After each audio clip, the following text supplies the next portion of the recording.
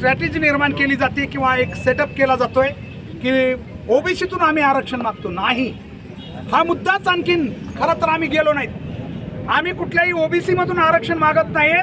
मराठा समाज अगोदरच ओबीसी मध्ये आहे आणि ते फक्त ते सिद्ध करून आम्ही ते आरक्षण मागतोय. ओबीसी बांधवांनाही विनंती आपण केलेली आहे की तुम्ही चुकीचा गैरसमज करून घेऊ नका.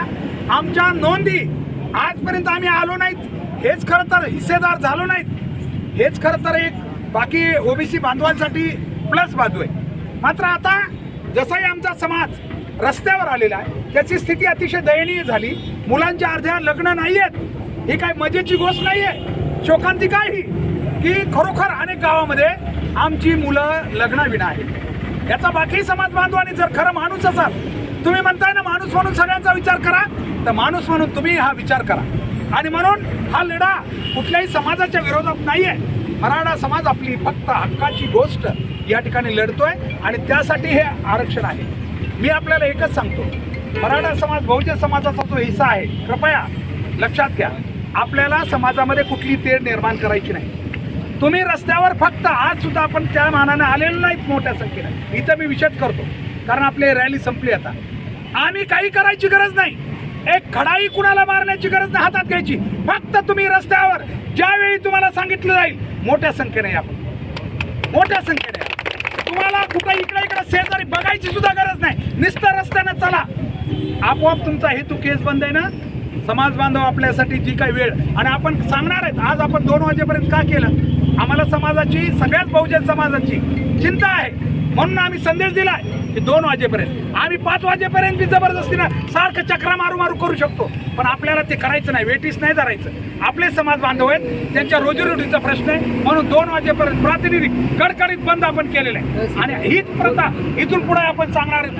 आम्ही येणार नाहीत नेहमी नेहमी रस्त्यावर, पण जेव्हा येऊ विनंती करून तेव्हा आम्ही दिलेल्या वेळेसाठी तुम्ही आम्हाला सन्मान द्या. आम्ही तुम्हाला कधी कुणाला काही म्हणणार नाही. आपण असे नवीन पायंडे पाडू, कारण बऱ्याच वेळा असं होत आहे कमी संख्येनं आपण येतो, प्रभाव पाडण्यासाठी आम्हाला नाईलाज कुणाला तरी बोलावं लागतं काहीतरी आणि त्याच्यात विनाकारण चुकीचा संदेश झाला. म्हणून आपण एक वेगळा संदेश पाळूया, त्यासाठी आपण वेगळी बैठक घेऊया. सर म्हणाले तसं मनोजदादाला समर्थन करण्यासाठी अंतरवाली इथं सुद्धा ज्यांना शक्य आहे, मी म्हणत नाही सगळे, ज्यांना शक्य आहे त्या युवक समाज बांधवांनी त्या ठिकाणी जाऊन आता त्यांना समर्थन द्यावं लागेल. तिथं संख्या दिसणं शासनाला गरज आहे. शासन नेहमी संख्या मोजायला आजकाल, नेहमीच कुठल्या याची संख्या मोजायले, कुठवर आलंय, हे आंदोलन गेले का नाही बाजूला. दररोज प्रत्येकाची रिपोर्टिंग आहे. पोलीस तर सगळी कोण आहे की किती होते, इथं किती होते, तिथं किती होते. म्हणून तुम्हाला आम्हाला संख्येत मोजायचंय. नाही तर बाकी आंदोलन तुम्हाला माहिती सामाजिक, आम्ही एकटेच आपलं बोलतो, गरज नाही. पण हा समाज आहे, समाजाचं प्रतिनिधित्व असताना समाज हा रस्त्यावरच पाहिजे त्याच्या संख्येनं.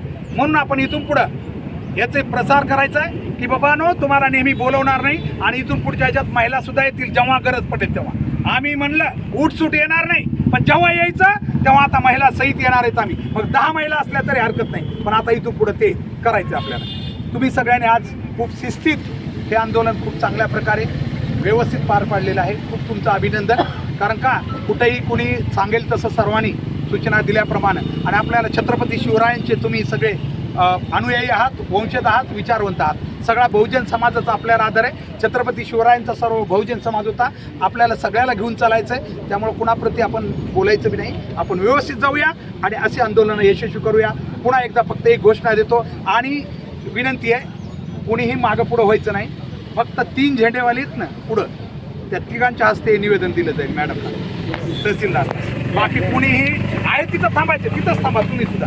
मॅडम इथं असतील, तुमच्या हस्ते फक्त निवेदन मॅडम स्वीकारतील आणि बाकी आपण सगळे आहेत तिथंच थांबूया मागं.